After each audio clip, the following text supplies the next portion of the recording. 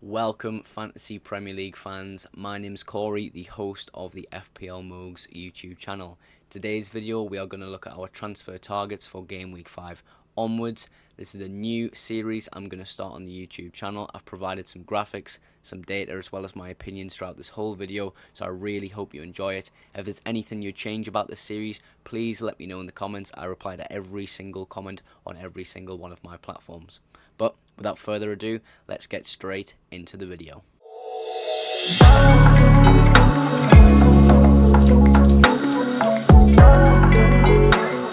Now, starting off this section of the video, we're going to look at the most transferred in player of this week, and that's going to be HEUNG-MIN Son at 9.1 million and 10.6 ownership in the FPL app.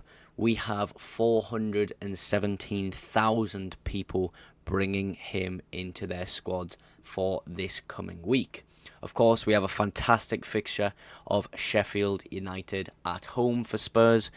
But if we look past that fixture, of course, we've got Arsenal and Liverpool straight after. Now, for me, it looks really good on paper. Son playing up front every week. You know, you can expect goals just like he did with that hat-trick the other day. But is he actually going to play striker every week? Now, I think people are forgetting they've just signed Brennan Johnson. They also have Richarlison in the squad. Yes, he's not reaching the hopes and dreams of Postecoglou as of yet. I know Postecoglou rates Richarlison very highly, but when he's not putting up numbers, you can easily throw Son up top.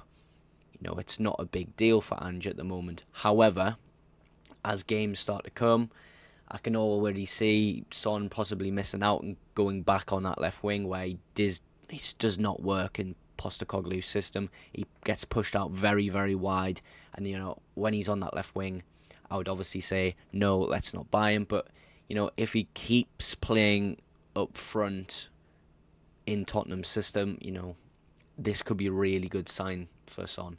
But I'm just very cautious about bringing him in personally, just because if he gets pushed back on the left wing, I just don't see the numbers coming in at that price point as well, at 9.1, sorry. Yeah. With my strategy in terms of FPL, I'm looking at a Game Week 8/Game Week 9 wildcard. And of course, as you can see with the fixtures, we have Luton and Fulham, followed by Crystal Palace as well. But we know Crystal Palace is a difficult fixture. But with Tottenham spraying in the goals at the moment, I can see why people are bringing him in, especially for that excellent fixture next of Sheffield United at home. But there's always just that little bit of caution in my eyes to whether he's going to be put back on that left wing with the emergence of Brennan Johnson and also Richarlison being present in the squad. And next, we're going to look at the most transferred out player. Now, this is really surprising. I haven't really been paying attention to FPL too much over the past week, as I've just been getting settled back down into my routine for work. But 256,000 have brought this man out, which I don't know why. I think it could be very well because his performances haven't really been good for points. But when you look at his XG, XA, it's okay. It's not too bad. You're expecting maybe a goal or two in the next coming weeks. With the fixtures you've got of Bournemouth away, Aston Villa at home, Fulham, then Burnley. You can expect Chelsea to have a few good chances out of those games. But getting beat off Forest is very disheartening for any Nicholas Jackson owners. All I can say is I have patience for the man. He's getting the chances. He's missed a few sitters, which are quite amusing on Twitter. But when they go in, I think he's going to start flying. He's going to be part of their main attacking force all the time. With no Europe, not too worried about rotation. There's whispers of Brozier coming back in after his horrendous injury. I do apologise if I butchered his name there. But yeah, I don't think it's to worry right now. Possibly after Bournemouth, you could look, well, Aston Villa at home. Is it now time to move him on for someone in Game Week 7, Game Week 8, the likes of Isaac, or someone else who've got good fixtures at the moment? For example, Newcastle have great fixtures around Game Week 7, Game Week 6. But yeah, for me, I personally own him. I'm going to keep him for now at 7.2 million and 19.3 ownership. For me, he's a keep at the moment. But let me know what you think about Nicholas Jackson, because the FPL community are kind of torn apart with the man at the moment. But let me know. Now, moving back to someone who's been transferred in quite a lot, as a player who's been on my radar for a few weeks now. That is Julian Alvarez of Manchester City at 6.7 million and 14% ownership on the dot.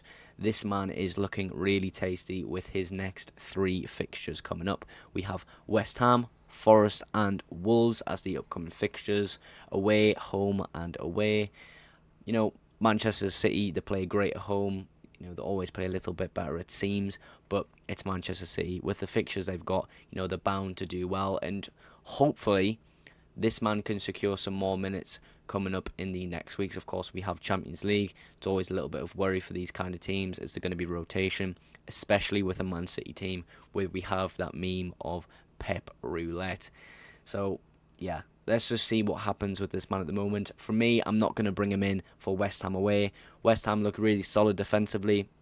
You know, I didn't think I would say that at all this season. I thought, personally, they'd be very low on the bottom half of the table.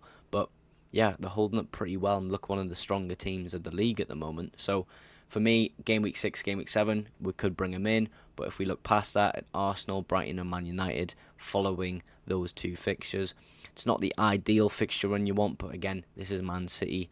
This man could be supplying Haaland with all his goals, and we know Haaland is a natural-born goal scorer. If he gets a chance from Alvarez, he's probably going to put it in. So, for me, I'm just going to wait and see with this man. I can understand people bringing him in for this week at West Ham away, but yeah, I'm just going to wait and see at the moment, but he is on my watch list indeed. And back into the transfers out. Now, this one is probably the most surprising one for myself. There's a small reason of why I could see Isaac being transferred out, and that is simply because of Champions League rotation that's going to come up very soon.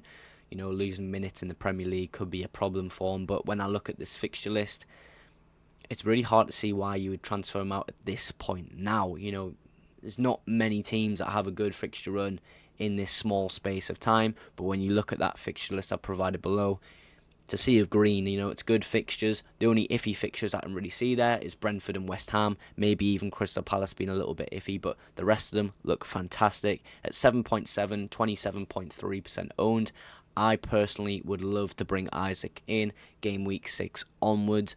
He's someone who, again, is on my watch list, just like Julian Alvarez. You know, if Nicholas Jackson doesn't perform again in 2 weeks, this could be the man to replace him for me, because I've got that money in the bank. But I have Newcastle fans as friends, and they think he's the main man to fill that striker role. They don't see Wilson really playing as much, but with the Champions League coming up, I'm just a little bit wary about his minutes, and I think you should be as well if you are bringing him in. But it looks like a lot of people are bringing him out, which for me, I don't really understand. And our last highly transferred in player is James Maddison at 7.6 and 26.9 ownership. 377,000 have brought this man in, and you can not complain at why. Obviously, game week 6, game week 7 is a little bit of a worry, but with a really attacking football that Ange is playing with Spurs, I'm not too worried too much as an owner. In the midfield, he's been pulling strings like a tampon thief. He has been absolutely insane for Spurs. You know, Spurs could be a dark horse this season. You know, you hate to say it because the Spurs have got this so-called curse on them where they can't win a trophy, they can't do this, can't do that. But with the squad Ange has, and, you know, with James Maddison being right in that middle of the attacking fleet they seem to have, with Son, Kulusevski, and also Udogie being very important in that attacking system, they look really, really lethal, especially James Maddison. But yeah, I'm an owner. I can understand why people are bringing him. He is incredible, guys. I really recommend bringing James Maddison in if you don't already. You know, it's kind of a problem who you're going to take out, but if I had to pick anyone from my midfield right now to keep hold of for a long period of time, it would be James Maddison, and also possibly Saka as well. But yeah, bring this man in. Important player for Spurs, important player in FPL at the moment. And lastly, to wrap things up, we have João Pedro with a lot of transfers out, 185,000, 5.5 million. He went up twice and has came down twice, so he's back at his original price. Doesn't affect me because I bought this man at 5.5. 14.5 ownership. I can understand why he's going down in price. He was benched in that week. I think it was game week 3. He got benched. Didn't look good for the ownership. He started going down really quick, getting those price drops quite frequently. Then he played against Newcastle. Looked really lackluster. Didn't look like he was going to do much. I mean, the only positive I've got of owning him right now is game week 6. I'm hoping he starts game week 6. It's going to be a little bit of a problem. I might have a benching headache at that week. But yeah, if he starts against Man United, does well, I can really see him starting against Bournemouth, and that's probably the game week after is when I'm going to sell him. But yeah, it's like I've got Estupinian and Matoma also with this man, and I don't know, Brighton look really good attacking. They just went and beat Newcastle really comfortably.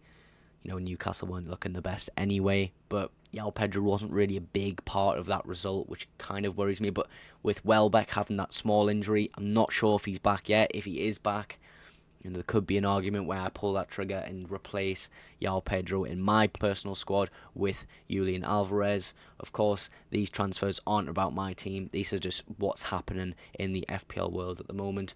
But yeah, not quite sure what to do with this man. I can understand the masses taking him out, but for me, I'm holding him till game week 6 just to see what happens. But it's not looking too good for João Pedro in that Brighton squad at the moment.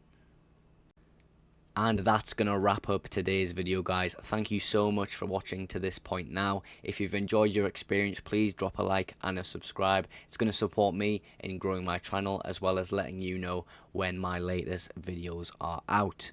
What you can expect next is my team selection video for game week 5, so look out for that in the next few days.